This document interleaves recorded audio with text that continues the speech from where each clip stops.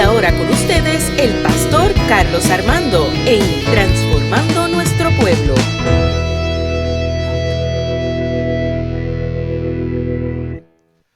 Palabra del Señor. Y quiero que busquen en sus Biblias el Evangelio de Mateo, capítulo 4, del 12 al 22. Mateo, capítulo 4, que es el texto del calendario litúrgico, del 12 al 22. Cuando lo tenga, dígame. Se puede poner en pie, reverencia al texto, que es un texto del Evangelio. Gracias.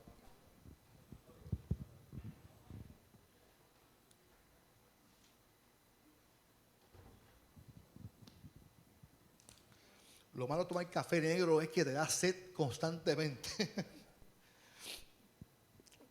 Y llevo 2 cafés negros muy hoy, así que nada más por el testigo. Cuando Jesús oyó que Juan el Bautista estaba en la cárcel, se marchó a la región de Galilea, pero no volvió a su casa en Nazaret, sino que fue a vivir a Cafarnaúm. Este pueblo se encuentra a orillas del lago de Galilea. Allí vivieron las tribus de israelitas de Zabulón y de Neftalí. Así se cumplió lo que Dios había dicho por medio del profeta Isaías, cuando escribió: escucha, tierra de Zabulón, que está cerca de gran mar. Escucha, tierra de Neftalí, que está al oeste del río Jordán. Escucha tú, Galilea, tierra de extranjeros. Aunque tu gente viva en la oscuridad, verá una gran luz.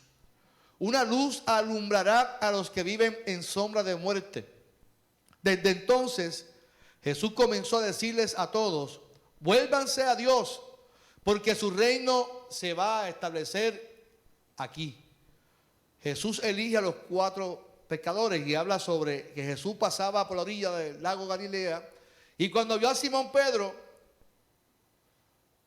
y a Andrés, 2 hermanos que eran pescadores, y mientras ellos pescaban con sus redes, Jesús les dijo: síganme. En lugar de pescar peces, les voy a enseñar a ganar seguidores para mí. En ese mismo instante, Pedro y Andrés dejaron sus redes y siguieron a Jesús. Jesús siguió caminando por la orilla del lago y vio a Santiago y a Juan, otros 2 hermanos que también eran pescadores. Los 2 estaban en una barca arreglando las redes, junto con su padre Zebedeo. Jesús llamó a los 2. Ellos salieron de inmediato de la barca, dejaron a su padre y siguieron a Jesús. Señor, en esta mañana te doy gracias por tu palabra. Gracias por tu amor infinito, por tu bondad, Señor. En esta hora te pido que hables a nuestro corazón. Que hables, Señor, a nuestras vidas. Y que hables, Señor, conforme a nuestra necesidad en esta mañana. Que seas tú hablando, Señor. Como decíamos en el cántico, no hay nada mejor que escucharte hablar. En el nombre de Jesús. Amén. Aquí es importante mencionar el contexto histórico y marcar ese contexto histórico que es la encarcelación de Juan el Bautista. Y esto es importante porque Mateo lo relata. Y si Mateo lo relata es porque era un evento importante. Juan viene antes que Jesús, anunciando que Jesús venía como rey. Y en este instante es donde Jesús decide ir a Galilea, luego de la noticia de que se entera de que Juan el Bautista era arrestado. Así que decide retirarse a la región de Galilea, y es donde comienza entonces su ministerio. Así que hay un momento de crisis, de encarcelación de Juan el Bautista, y el comienzo y el proceso del ministerio de Jesús. El asunto negativo, podemos llamarle noticia que trae crisis, es la situación de Juan. Y la pregunta que nos tenemos que hacer es: ¿por qué Jesús decide regresar a Galilea? Y algunos comentaristas dicen que se estaba distanciando ante la situación del arresto de Juan para evitar peligro. Y a mí no me hace ni sentido, porque Jesús era Jesús, era el Hijo de Dios. Y algo que yo no estoy de acuerdo por eso, porque yo creo que Jesús, al contrario, está yendo a Galilea porque desea comenzar su ministerio, porque allí estaba reinando todavía Herodes. Por lo tanto, había que comenzar el ministerio para que se cumpliera lo que decía el profeta Isaías, que aunque tú vives en oscuridad, vendrá sobre ti una gran ¿qué? Una gran luz. Por lo tanto, si Galilea estaba siendo oprimida por Herodes, gobernada por Herodes, Jesús tenía un mensaje muy claro. Jesús no estaba huyendo del peligro, Jesús estaba comenzando su ministerio donde estaba la necesidad. Y es importante entender esto. La iglesia, Jesús, comienza su ministerio donde está la ¿qué? La necesidad. Y los ministerios de las iglesias no pueden ser solamente donde hay abundancia, es donde está la necesidad de la gente. Todo proyecto, todo comienzo de algo es porque hay una necesidad de algo. Mateo lo escribe como el momento profético donde se cumple lo que mencionó el profeta Isaías. Escucha, tierra de Zabulón, que estás cerca del gran mar. Escucha, tierra de Neftalí, que estás al oeste del río Jordán. Escucha, tú Galilea, tierra de extranjeros, aunque tu gente viva en la oscuridad, verá una gran luz. Una luz alumbrará a los que viven en sombra de muerte. Todos sabemos que la luz de este mundo es Cristo. ¿Cuánto dicen amén por eso? Y qué bueno es saber que nuestros momentos oscuros también, porque vivimos tiempos oscuros, vivimos momentos de oscuridad, podemos declarar esta palabra también para nosotros. Aunque vivamos en la oscuridad, voy a ver una gran luz. ¿Cuántos lo dicen conmigo en esta hora? Aunque viva tiempos de oscuridad en Puerto Rico, aunque viva tiempos de oscuridad en mi familia, aunque viva tiempos de oscuridad donde quiera que yo esté, yo voy a ver una gran luz. Porque esa luz es Cristo Jesús en nuestra vida, aleluya. Pero yo me pregunto entonces, ¿cuáles son los momentos oscuros que vivimos hoy en día? ¿Cuáles son nuestros momentos oscuros? Créame, y creo que hace como 3 domingos, 4 domingos lo predicamos sobre la oscuridad. Y yo creo que un momento oscuro que estamos viviendo en Puerto Rico son la inflación, los aumentos en los costos. Ayer mientras yo hablaba con Damari y Fernando, yo les decía cuánto pagamos de matrícula, cuánto pagamos de colegio, cuánto pagamos en compra, en casa. Yo no sé si ella decidió tener hijos en algún momento de su vida. Pero todo en el mundo está aumentando. Todo es un gasto. Yo decía, antes yo con mi familia gastaba $45. El jueves le dije, vamos para Denia a comer algo antes de ir para el ensayo. Cuando fui a pagar $75, gastamos 85 en comida. Cuando todo está en aumento y la gente no tiene para pagar. La gente no tiene, por lo tanto vive en tiempos oscuros porque el dinero no le da. Mientras el mundo sigue aumentando, los costos siguen aumentando, la gente sigue disminuyendo su sueldo. Mira el asunto de las pensiones, mira el asunto de los sueldos hoy en día. La compañía no tiene para aumentar los sueldos a la gente. Así que la gente vive en momentos oscuros cuando vemos los aumentos en los costos. Antes que tú decías, voy a hacer unos encarguitos, y cogía una chuchería así con una canasta. Esa canasta podía costar 40 y pico de pesos en lo que tú. Ahora tú vas con la canasta y cuando vas a pagar son 100 y pico dólares. O sea que la gente va a hacer compras con miedo, con terror de que no le den el dinero para hacer encarguitos. Antes de comprar una caja de huevos era algo sencillo, ahora es un lujo comprar huevos en la casa. Comprar huevos es un lujo. Tú quieres comer comida cara, pues comprate una docena de huevos y hazla en tu casa. Y ay, si te rompe un huevito eso en la caja. Eso es pérdida, eso es una crisis emocional. Por lo tanto, momentos oscuros que vivimos, yo pienso que la gente vive momentos oscuros cuando vemos el aumento de los costos. Vivimos momentos oscuros cuando vemos cómo está la violencia en este mundo. Y a mí me es curioso de que la gente, cómo el morbo llama la atención en las redes sociales. Me explico. Antes usted ve una discusión y la gente se metía a separar. La gente se metía, mira, no peleen. Ahora, ¿cuánto cogemos el teléfono para grabar? Y ojalá se vayan a los puños. Ojalá saquen una pistola o un bate y se salta a bofetar, porque lo voy a subir a las redes sociales porque me voy a hacer viral. Y la violencia está rampando. La gente vive con tanto estrés.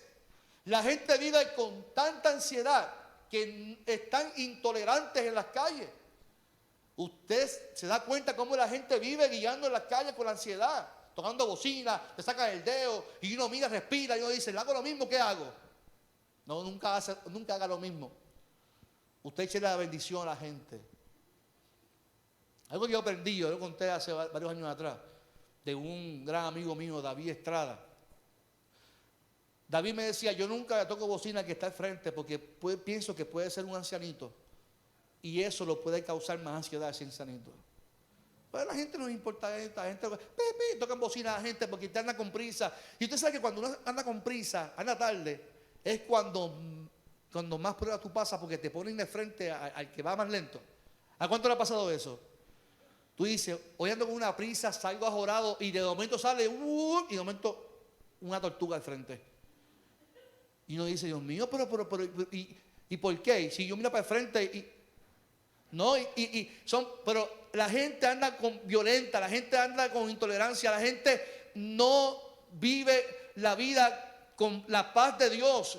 Por lo tanto, vivimos tiempos oscuros cuando nos da miedo salir a las calles, nos da miedo ir a la iglesia, nos da miedo ir al supermercado, nos da miedo salir de noche.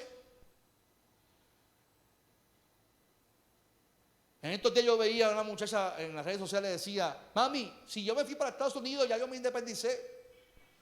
No me estás preguntándome, diciéndome que llega a las 10 de la noche porque yo vivo sola. Y entonces seguía así, de momento le dice a alguien, mira, te llegó un correo y abrió la puerta, era una secreta de la mamá, le tiraron una secreta de la mamá por malcriar. Pero la realidad es que todavía, ustedes que son madres, padres, que llaman a sus hijos, ¿y qué tú haces de noche a esta hora? ¿Y qué tú has estado de noche? Porque vivimos con un miedo, nos da miedo salir a la calle. Nos da miedo salir de noche a hacer cosas porque vivimos en un mundo violento. Por lo tanto, el miedo también son momentos oscuros de nuestra vida. Miedo a la soledad, miedo a la enfermedad, miedo a tantas cosas. Y vivimos tiempos oscuros cuando vivimos con el miedo. Usted sabe que el miedo causa que no veamos con claridad las bendiciones de Dios. Por lo tanto, Dios puede ser que nos está hablando hoy y como tenemos nuestra mente llena de miedo, de terror, posiblemente no veamos lo que Dios desea hacer en nuestras vidas. Que es diciendo, tú vives en oscuridad, vives con miedo, pero vendrá la luz sobre ti. Y la luz es que Dios desea bendecir tu familia, tu vida, desea que tú tengas paz, bienestar en tu familia, paz en tu casa, que tengas tranquilidad. Aunque vivamos en un mundo violento, vivimos en oscuridad cuando nos dicen un diagnóstico de enfermedad. Sí, nos da oscuridad, nos oprime la enfermedad. El diagnóstico nos oprime y pensamos a maquinar cosas que todavía no han ocurrido porque la mente es poderosa. Así que un diagnóstico sí es un momento oscuro en nuestra vida. Pero te tengo una noticia hoy. De tu momento oscuro, la luz vendrá sobre tu vida. ¿Cuántos dicen amén en esta mañana? Los divorcios, los problemas familiares. No sé, ponga el título a tu momento oscuro. Ponga el título, nombre al momento oscuro que usted esté viviendo hoy. Yo tengo una promesa para ti, para los hijos y las hijas de Dios.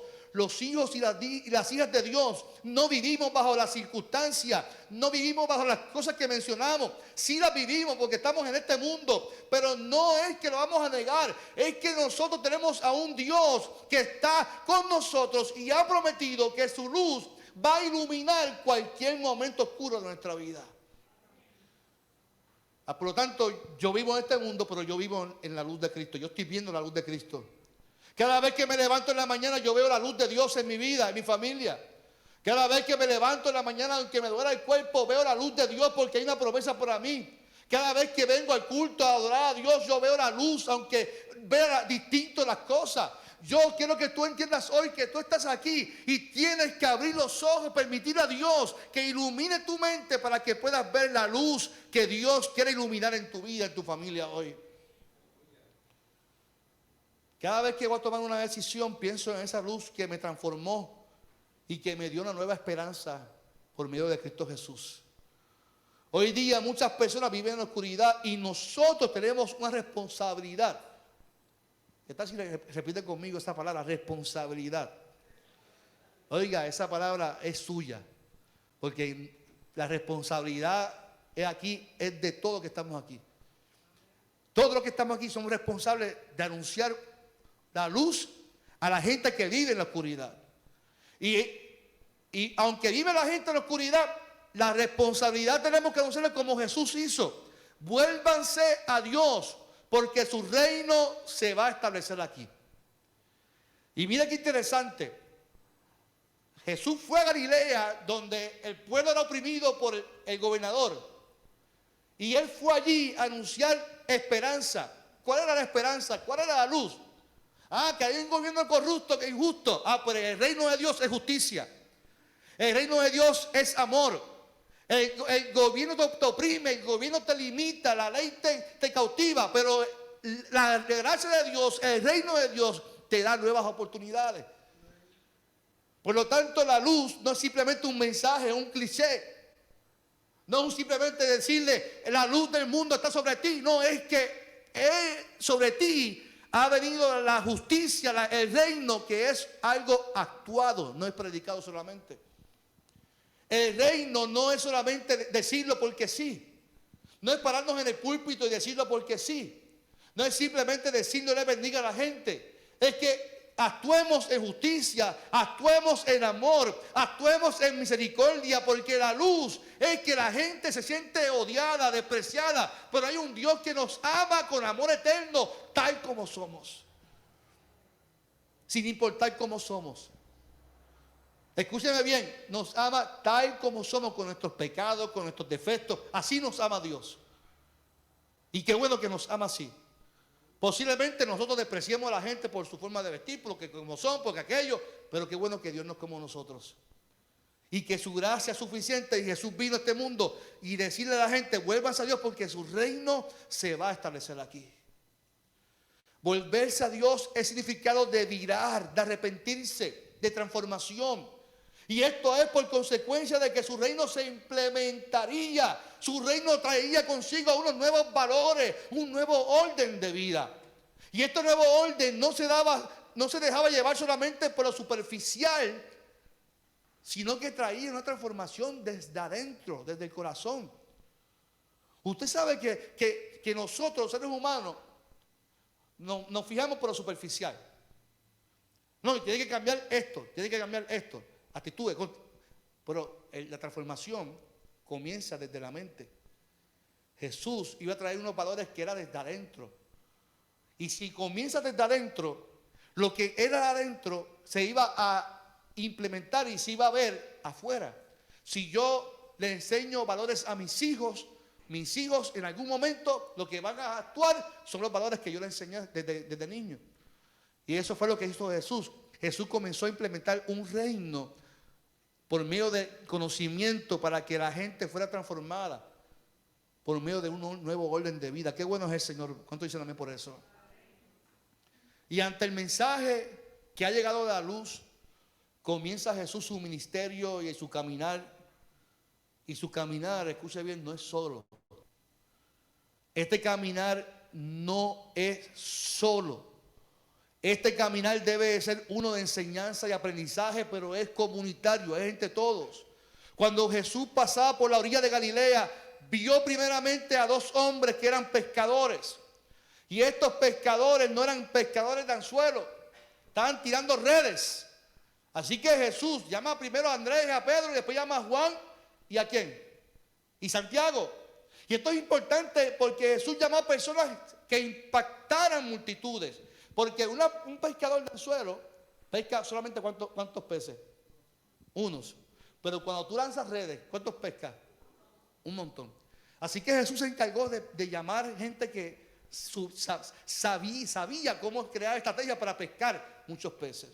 Posiblemente ya Pedro y Andrés, Santiago y Juan conocían a Jesús porque ya venían caminando con Juan el Bautista. Y eso lo vimos el domingo pasado cuando Juan anuncia a ellos que el Cordero de Dios había venido. Y de ahí llega el primer grupo de seguidores de Jesús. Y el llamado fue sencillo. No lo pintó con mucho rodeo. Les dijo, síganme. Síganme. Y es interesante ver qué clase de personas eran. No eran personas ricas, no eran personas intelectuales, y no eran influyentes ahora tenemos que añadir también influencers. ¿Usted puede creer que ahora se ha inventado ese nombre? Ay, Dios mío. Y los influencers de Puerto Rico hay que orar por ellos. Porque qué barbaridad. Los influencers de este tiempo dan lástima. Un tal gallo. Ese es un influencer. A veces yo miro a la red y digo, Dios mío, ¿por qué se han inventado esto? Los influencers. Pues no eran influencers tampoco. Eran simplemente unos trabajadores normales, comunes y corrientes, que simplemente Jesús se fijó en ellos. Se fijó en ellos. Y es importante que entendamos algo. En medio del encarcelamiento de Juan el Bautista, que posiblemente es una crisis para ellos porque eran seguidores de Juan, eran amigos de Juan, Dios se fija en ellos para convocarles y llamarles. Por lo tanto, yo te tengo que decir en esta mañana que en tu proceso de crisis de hoy, Dios ha puesto los ojos en ti para llamarte. En tu momento de crisis, Dios se fija en ti para llamarte. Yo recuerdo mi juventud. Y cuando uno dice, yo recuerdo mi juventud, es que te estás en una edad difícil, Adiel. Cuando uno dice, yo me acuerdo de mi juventud, es que ya tú estás, mira, vas así, al fondo del abismo. Pero yo recuerdo mi juventud. Yo tenía a mi pastor, Samuel Caraballo. Y cuando uno tiene un pastor, que era un pastor bien enérgico y hacía actividades, la comunidad siempre estaba haciendo equipos de baloncesto, de pelota. Bueno, yo recuerdo que desde niño yo participaba en equipos de pelota del colegio, de iglesia, y yo era ni miembro de la iglesia. Así que Samuel Caraballo llevó a la iglesia de Villaprade y de momento en mi juventud, él decide irse a estudiar a Estados Unidos su doctorado. Y en la crisis que se formó en la iglesia, de estar sin pastor, recuerdo que ahí Dios decide llamarme a mí. ¡Qué barbaridad! En la crisis de que no hay pastor, pero ya yo estaba formándome como líder, Dios decide llamarme como pastor. Y no me llama dentro de la iglesia. Recuerdo que ese día yo ni pasé el llamado. Predicó el joven Omar Soto, recuerdo, un amigo mío que estudió conmigo. Omar predicaba de años, desde jovencito. Así que ese era el candidato. Y Omar predicó sobre el llamado. Yo ni pasé, yo dije, yo no voy a pasar porque yo no.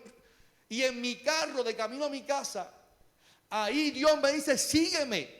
Carlos, te estoy llamando para que prediques mi palabra. Te estoy llamando. Y yo comienzo a mirar así. Yo decía, ¿quién me está hablando? Era Dios hablando a mi corazón, que me estaba convocando para que llevara un mensaje. Pero yo no tenía pastor. Recuerdo, yo estaba en un proceso de crisis porque no tenía pastor. ¿A quién le voy a pedir un consejo? ¿Cómo es esto? Y ante la crisis, Dios se fija en ti y te siembra una llama para que tú lo sigas a Él. Dejes todo para seguir el llamado de Dios. Andrés y Pedro continuaron su vida en sus caseres cuando Juan el Bautista lo encarcelaron. Sin embargo, ahí en sus caseres, Jesús vino a su encuentro para llamarlo a que le siguieran a Él. Lo que Jesús necesita es gente común y corriente que decidan seguirle a Él. Que se den a sí mismos para comenzar un proyecto de transformación por medio del discipulado. Por lo tanto, hoy Dios nos está llamando, iglesia. Créanme que Dios nos está llamando a todos nosotros. Tú tienes que sentirte apelado por Dios, iglesia, en esta mañana. Tienes que sentirte apelado por Dios y sentir la responsabilidad de anunciar que la luz ha venido a este mundo. Dios está buscando gente que anuncie que la luz ha llegado a este mundo. Hablemos rápidamente de las cualidades que deben tener un pescador, porque Jesús llamó a 4 pescadores aquí.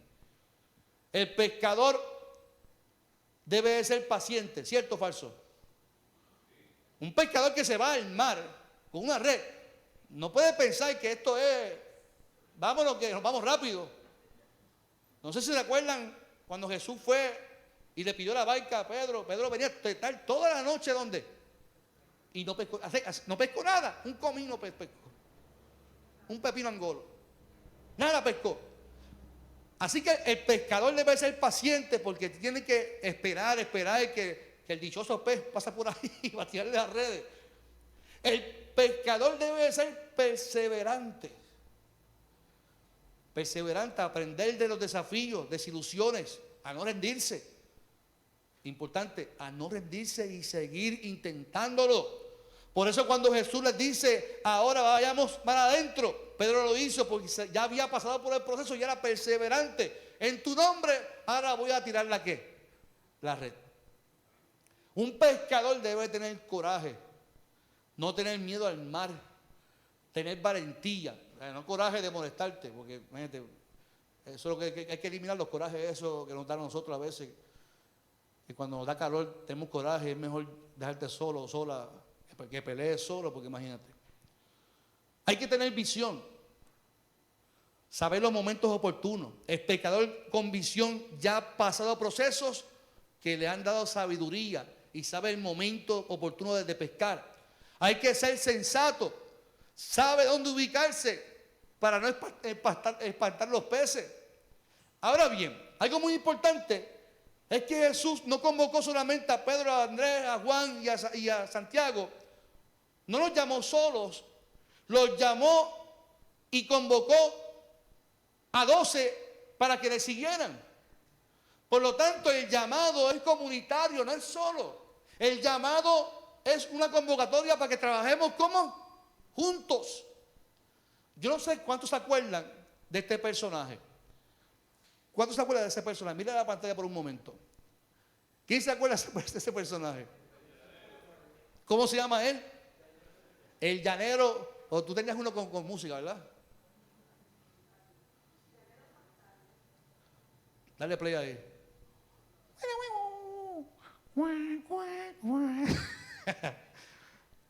El llanero solitario era un héroe. Él batallaba contra los criminales, pero tenía un problema. Lo hacía ¿cómo? Lo hacía solo. Y Dios, cuando manda a Jesús, le dice: yo no estoy buscando llaneros solitarios, yo estoy buscando gente que pueda trabajar con gente y que no tenga miedo de trabajar con equipo de trabajo. No tenía un grupo que le ayudara, lo hacía solo. Y Jesús está buscando gente que trabaje con grupo. Jesús tenía todo el poder para hacerlo, ¿cierto o falso? Jesús tenía el poder de hacer lo que quisiera solo. Sin embargo, lo quiso hacer con 12. Decidió llamar a 12 con defectos y virtudes para que le siguieran, para desaprender y aprender. Qué interesante que los llamó para que desaprendieran y aprendieran. Y yo creo que la parte más difícil de esto es desaprender. Para el ser humano lo más difícil es desaprender y aprender de otro. Peor aún cuando nuestros orgullos nos ciegan y pensamos que tenemos la verdad absoluta. Eso es un lío con la gente. Eso es un lío porque cuando Dios quiere que desaprendamos, pero ahora hay un pequeño delay aquí hoy. Sí. Un pequeñito delay. Pero ese era el efecto.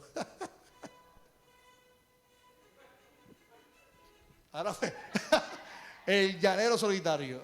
Ese era el llanero solitario. Ya se me transporté y me siento más viejo ahora.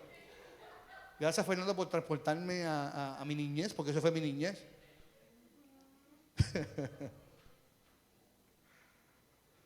Pero es importante cuando Dios quiere que nosotros desaprendamos, que hay una convocatoria a nuestra vida a aprender, pero primero tenemos que desaprender.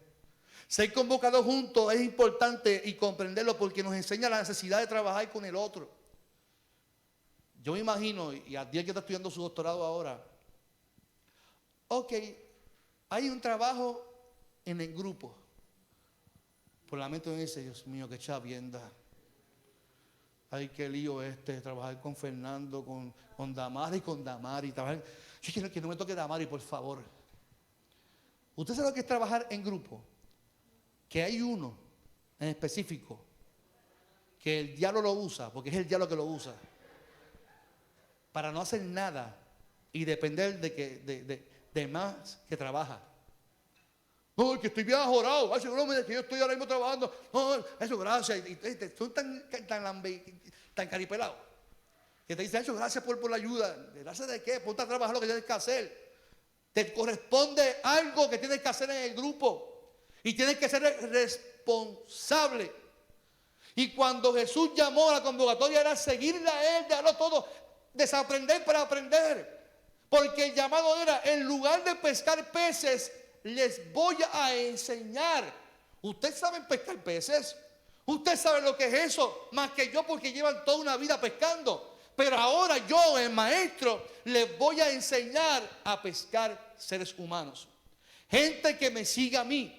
Ahora yo les voy a enseñar cómo es el proceso de que ustedes alcancen gente. No para que lo sigan a ustedes, sino para que me sigan a mí. Qué bueno es el Señor. ¿De dónde viene la palabra seguir? Inventó esa curiosidad y la busqué. Porque ¿a qué se refería Jesús con sígueme? Y el verbo viene de la raíz sec, que viene de la palabra en latín signum, que se define como señal, símbolo, emblema, aquello que uno sigue. Miren qué interesante. Por lo tanto, cuando Jesús dice sígueme, en el proceso de seguirle hay símbolos, hay señales que Él nos va a mostrar para que le sigamos a Él. En nuestro caminar, ¿cuántas señales vemos en el camino que Jesús dice, este es el camino que tienen que seguirme a mí? ¿Cuántas veces en nuestro caminar hay muestras, hay señales que nos dirigen a la presencia de Dios? Que estamos haciendo su voluntad. Escúcheme bien, no porque siempre te va a salir bien las cosas, no es señal de que Dios está ahí. Hay momentos que nos vamos a tropezar, momentos oscuros, que ahí también Dios va a estar y nos va a bendecir. Y nos está enseñando que aún en tu oscuridad, Él te va a bendecir y te va a sacar de ahí porque eres la luz de este mundo. ¿Cuántos dicen amén? Jesús, cuando llama a sus discípulos, les invita a ser sus compañeros. Porque la palabra seguir también se vincula a la palabra latina socius, que significa compañero, asociado, al que sigue a otro. Jesús no estaba buscando ser solitario, Jesús estaba buscando gente que se asociara a Él, que lo acompañara en el camino, que fueran sus amigos, sus compañeros del camino. Jesús está buscando gente que sea sus compañeros, que sean sus amigos, a ser sus discípulos, porque ahora entrarán en el discipulado de cómo pescar seres humanos. Tiene que haber una respuesta, iglesia. Ante el llamado de Jesús a nuestras vidas tiene que haber una respuesta. Pedro y Andrés dejaron sus redes y lo siguieron. Santiago y Juan dejaron a su padre y lo siguieron. Y yo me pregunto, ¿cuál es nuestra respuesta ante el llamado de Dios? Dios te está llamando. No sé cuál sea tu convocatoria, pero quiero que sepas que yo como pastor, como tu pastor, siento una carga grandísima cuando me paro aquí a predicar y veo el talento y el don que tienen cada uno de ustedes. Que siento la responsabilidad de decírtelo. Dios te está llamando a ti. Y Dios te está convocando y siento la necesidad de decírtelo como tu pastor. Pero no que trabajes solo. Que me digas, no, yo reparto esto, pero ¿cómo? Solo. No, no. Ahí tú tienes una iglesia. ¿Por qué no utilizas la iglesia para bendecir a otros? Eso no fue lo que hizo Bernabé. Cuando formó la iglesia primitiva, Bernabé pudo haber vendido sus propiedades y él mismo trabajar eso solo, como un llanero solitario. Pero no, Bernabé vendió sus propiedades y se la dio ¿a quién? A los apóstoles. Para que los apóstoles, la iglesia, administrara y bendijera a las viudas, a los necesitados, a los que tuvieran necesidad. Eso es lo que hace un discípulo. Se somete, trabaja con los demás, no lo hace solo. Y yo veo que aquí hay gente con llamado, con una pasión por servir, pero siempre quieren hacerlo solo. Tienen que someterse a la iglesia, a la estructura y permitir que ese Dios que te llamó también permita que trabajes con otro y bendiga a la gente con el otro también. Entonces pregunto, ¿cuál es la respuesta mía? ¿Cuál es tu respuesta ante el llamado de Dios? Yo me siento a veces con una carga muy pesada, porque sé que hay personas que Dios está llamando, que Dios encendió una llama en un momento dado, que Dios los convocó. Y no sé, ¿cuál es tu respuesta hoy? Está en nosotros comenzar simplemente de ver las señales, ver los símbolos y entender que es juntos. Que el crecimiento de una iglesia es por el llamado de todos juntos. De que nos tiene que importar igual el que lleva toda una vida en la iglesia como el que llegó ayer. Porque al fin y al cabo somos llamados, somos convocados, ¿qué vamos? Juntos. Por lo tanto, Jesús nos dice hoy, sígueme. Sígueme. ¿Cuál es tu respuesta hoy? ¿Cuál va a ser nuestra respuesta? Yo prefiero dejarlo todo. Yo prefiero dejarlo todo por seguir al Señor.